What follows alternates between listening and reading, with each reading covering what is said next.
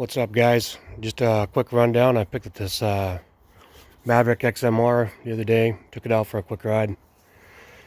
Put it in the Wet Sounds sound bar in here. Don't have it hooked up yet, but it's just gonna run right down to the battery down here on the seat. I just got the cord here. Just gotta hook up the power and ground and be simple as that. So I gotta finish that up tomorrow. It's getting kind of late today. But putting this in, it's easier to take these brackets and put them on here first. Leave the bar off of there itself. And then once these brackets are in here and these bolts are in there already, you just put the nut on the back side and get that just finger tight on there. Leave it loose so you can move it around a little bit.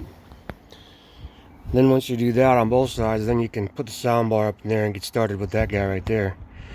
Get it finger started, and then you do the same on the other side. It makes it a whole lot easier than trying to fiddle with this and show it all through there at the same time. So just a quick short tutorial on putting this thing in. This makes it a lot easier than trying to mess around when you're doing it by yourself.